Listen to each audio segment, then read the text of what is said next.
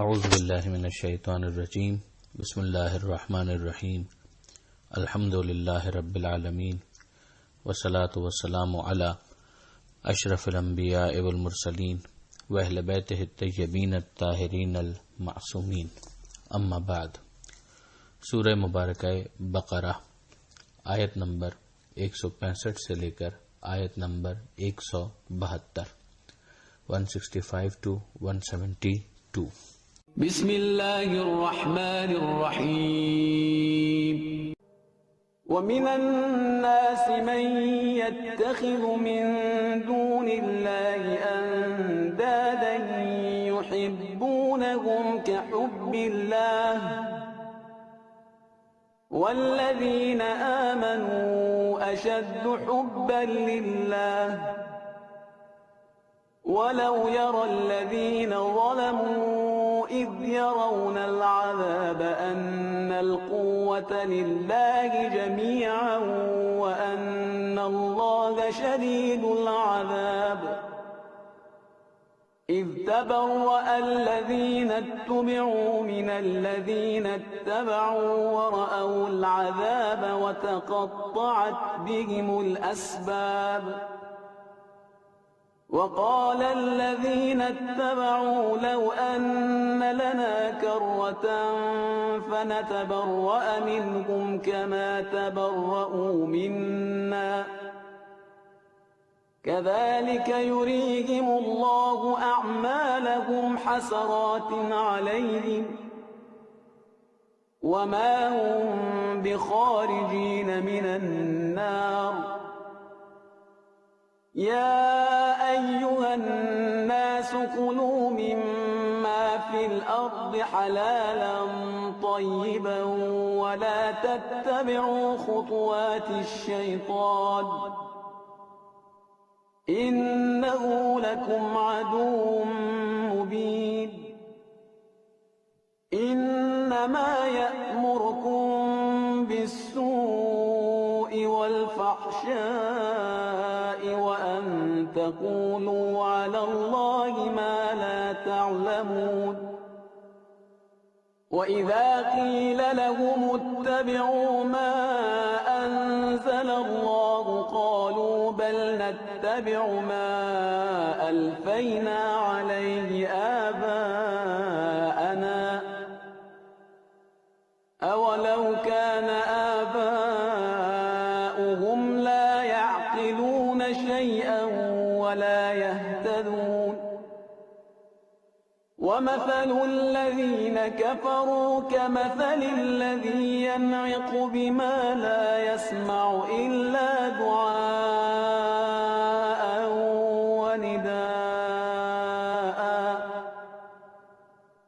صم بكم عمي فهم لا يعقلون يا أيها الذين آمنوا كلوا من طيبات ما رزقناكم واشكروا لله إن كنتم إياه تعبدون۔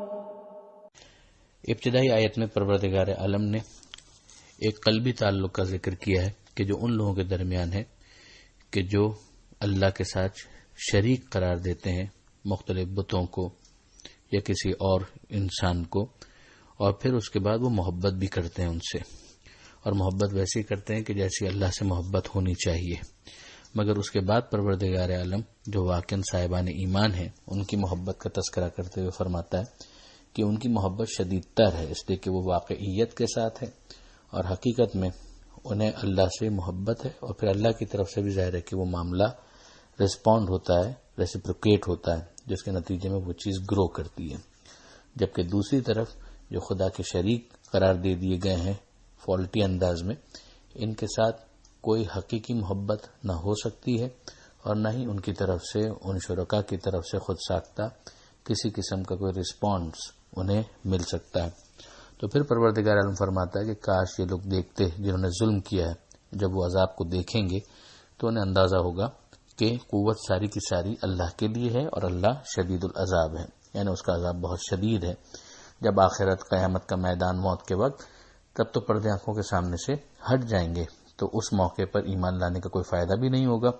اور کسی شریک سے بیزاری کا یا تبرے کا یا ڈس اون کرنے کا کوئی فائدہ بھی نہیں ہوگا۔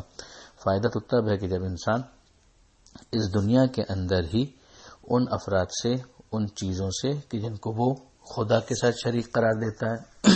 یا خدا کے رسول کے مقابلے میں کسی کو باطل یا جھوٹا رسول سمجھتا ہے، اور اسی طرح سے اگر حق امام کے سامنے کسی غلط امام کو اپنا امام بنا لیتا ہے، حق تو یہ ہے کہ اس دنیا کے اندر ہی وہ ان کے باطل ہونے کو بھی سمجھے اور ان سے اعلان لا تعلقی کرے۔ پھر اس کے بعد جو پروردگار عالم نے ارشاد فرمایا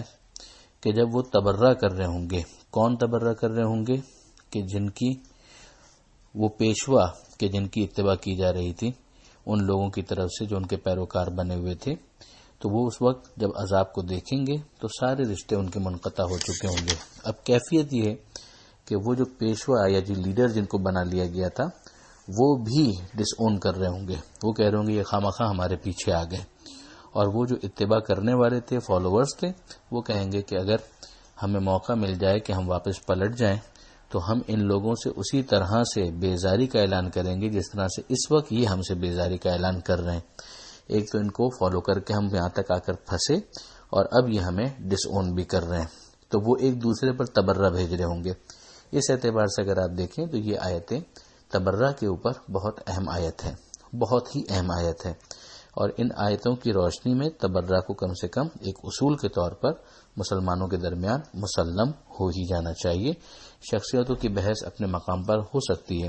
اور واقعاً جب کھلے دل سے انسان اس پر نظر کرے تو کوئی وجہ نہیں کہ حق مشتبہ رہ جائے اور وہ صراط مستقیم سے تعارف حاصل نہ کر سکے، مگر اتنا تو طے ہے کہ کم سے کم ان آیتوں کی روشنی میں تبرہ ہی سے تبرہ کر دینا قابل قبول نہیں ہو سکتا اور قرآن مجید کی تعلیمات کے خلاف ہوگا۔ بے شک تبرہ کے اندر بھی شائستگی ہونی چاہیے، گالم گلوچ نہ ہو، فحش نہ ہو، لیکن تبرہ تو کم سے کم ہو کہ جس کے اندر ایک انسان ان جھوٹوں کو ڈس اون کر دے اور ان سے اپنے اعلان لا تعلقی کا اظہار کر دے۔ پروردگار عالم ان لوگوں کے بارے میں فرماتا ہے کہ جنہوں نے دنیا میں تبرہ نہیں کیا اور آخر میں پھر وہ اس بات پر افسوس کر رہے ہوں گے کہ ان کے لیے خدا فرماتا ہے کہ اللہ ان کے اعمال ان کو اسی طرح سے حسرت کی صورت میں ان کے سامنے پیش کرے گا، یعنی وہ اپنے اعمال کو دیکھ رہے ہوں گے اور غم و غصہ ان کا بڑھتا چلا جائے گا، مگر بہرحال وہ آگ سے باہر آ تو نہیں سکیں گے۔ پھر اس کے بعد پروردگار عالم ایک نصیحت بھی کرتا ہے، ایک حکم بھی دیتا ہے کہ اے انسانوں، اب آپ غور کیجئے، یہاں پر تمام انسانوں کی بات ہو رہی ہے، کھاؤ اس میں سے جو زمین میں ہے حلال اور طیب، یعنی جس کو تمہارے لیے لافل جائز ڈکلیئر کیا گیا ہے اور جو پاکیزہ ہے، اور خبردار شیطان کے راستے کی اتباع مت کرنا، وہ تمہارا کھلا ہوا دشمن ہے۔ اب یہاں پر ایک طرف ہمیں یہ نصیحت، یہ حکم نظر آتا ہے کہ حلال کھاؤ، پاکیزہ کھاؤ، مگر شیطان کی اتباع مت کرنا، یعنی ایک اس کا اشارہ بھی ہے کہ ایک طرف ہمیں وہ افراد نظر آتے ہیں جو لاپرواہ ہیں حلال اور حرام کے معاملے میں، حرام بھی کھا رہے ہیں، کسی نہ کسی طرح سے اپنا پیٹ بھر رہے ہیں، ان کو متوجہ کیا گیا کہ یہ تمہاری انسانیت کے خلاف ہے۔ یہ تو جانوروں کا انداز ہوتا ہے کہ وہ کھاتے ہوئے اس بات کا احساس نہیں کرتے کہ وہ ان کے لیے حلال بھی ہے یا نہیں ہے۔ تم انسان ہو، تو انسان ہوتے ہوئے تمہاری انسانیت کا تقاضا یہ ہے کہ حلال اور حرام کے درمیان فرق کو محسوس کرو، پاکیزہ اور نجس کے درمیان فرق کو محسوس کرو۔ ہاں، یہ بھی نہ ہو کہ انسان شیطان کے فٹ اسٹیپس کے اوپر چلتا چلا جائے اور خواہ مخواہ کسی چیز کو حرام قرار دے۔ یہ دوسری ایکسٹریم ہے کہ جہاں پر انسان خواہ مخواہ وسواسی ہو جاتا ہے اور وہ چیزیں جو خدا نے حرام نہیں کی ہیں ان کو بھی اپنے لیے حرام قرار دے لیتا ہے۔ ہم دیکھتے ہیں کہ آگے پروردگار عالم نے یہ ارشاد فرمایا کہ شیطان تمہیں اس بات کا حکم دیتا ہے، کس بات کا؟ برائی کا، بدکاری کا، اور اس بات کا کہ تم اللہ سے وہ باتیں منسوب کرو کہ جن کا تمہیں علم نہیں ہے۔ تو یہ خواہ کی احتیاط بھی پروردگار عالم نے نہیں مانگی کہ جس کے نتیجے میں ایک انسان کے لیے تنگی پیدا ہو اور وہ اپنی زندگی کو اجیرن بنا دے۔ ایک طرف اسے لاپرواہ بھی نہیں ہونا چاہیے کہ جن چیزوں کو حرام قرار دیا ہے ان کو وہ استعمال کرنے لگے، اور ایسا بھی نہ ہو کہ خواہ وہ اللہ پر بہتان باندھے، غلط بات منسوب کرے اور وہ چیزیں جن کو خدا نے حرام نہیں قرار دیا ہے خواہ حرام قرار دے لے۔ اس سے بھی ایک نتیجہ یہ حاصل ہوتا ہے کہ جو اصول فقہ کے اندر بہت زیادہ بحث اس کے اوپر ہوتی ہے کہ پروردگار عالم نے اصل یعنی اصول کے طور پر پرائمریلی ہر چیز کو حلال قرار دیا ہے، مگر یہ کہ جس کی حرمت کو اور حرام ہونے کو پروردگار بیان کر دے، یا براہ راست قرآن میں کچھ مل جائے حرمت کے حوالے سے، یا پیغمبر اکرم صلی اللہ علیہ وآلہ وسلم کی حدیث میں مل جائے صحیح حدیث کے اندر، اور پیغمبر اکرم کی صحیح حدیث کے ملنے کا روٹ ہی آل محمد ہے، جن کا حدیث ثقلین کے اندر صراحت کے ساتھ پیغمبر اکرم نے اظہار فرمایا ہے۔ اگلی آیت میں پروردگار عالم انسانوں کو پھر عقل استعمال کرنے کی طرف متوجہ کرتا ہے کہ جب ان سے کہا جاتا ہے کہ اتباع کرو اس کی کہ جو اللہ نے نازل کیا ہے، تو یہ کہتے ہیں ہم اس کی اتباع کریں گے جس پر ہم نے اپنے باپ دادا کو پایا، اگرچہ ان کے باپ دادا نہ عقل استعمال کرتے ہوں نہ ہی وہ ہدایت یافتہ ہوں۔ یعنی اگر واقعاً کوئی ایسی چیز، کوئی ایسی روش ان کے باپ دادا کی طرف سے ہوتی کہ جو بہت معقول ہوتی، کوئی اچھا کام ان کی طرف سے ہوتا، مثلا ان کا طریقہ کار ہوتا کہ ہر ہفتے وہ غریبوں کو کھانا کھلایا کریں گے اور اس کو وہ فالو کریں، تو اس کے اندر ایک معقولیت ہے۔ لیکن ایسی کوئی چیز کہ جس کے اندر نہ کوئی معقولیت ہے، نہ خدا کی طرف سے کوئی ہدایت تھی کہ جس کو وہ فالو کر رہے تھے، اور اپنی طرف سے مثلا وہ شرک کیے جا رہے ہیں، تو اب ان کی اولاد بھی کہہ رہی ہے کہ چونکہ ہمارے باپ دادا شرک کرتے تھے لہٰذا ہم بھی شرک کریں گے، تو نہ اس کے اندر کوئی معقولیت ہے اور نہ ہی اس کے اندر کوئی ہدایت ہے کہ جس پر وہ عمل کر رہے ہیں، تو ایسا انداز نامناسب ہوگا۔ اور آپ اس کے اوپر غور کیجئے کہ اس کے ذریعے سے اس بات پر پروردگار عالم نے ابھارا ہے کہ انسان سیلف اسسمنٹ کی طرف جائے، خود احتسابی کی طرف جائے، اپنے عقائد کو عقل و نقل کی روشنی میں پرکھے اور دیکھے کہ وہ کتنا درست ہے اور کتنا غلط ہے۔ اگر غلط ہے تو اس کو کریکشن کے لیے ریڈی ہونا چاہیے، اور اس میں کسی قسم کی شرم کی کوئی ضرورت نہیں ہے، کسی مروت کی بھی کوئی ضرورت نہیں ہے۔ آگے پروردگار عالم نے یہ ارشاد فرمایا کہ وہ لوگ جو کفر اختیار کیے ہوئے ہیں ان کا پکارنا، ان کی مثال ایسی ہے کہ جو چیخ اور پکار کرتا ہے، اور ایسی چیخ اور پکار کہ جو خود وہ بھی نہیں سمجھتا،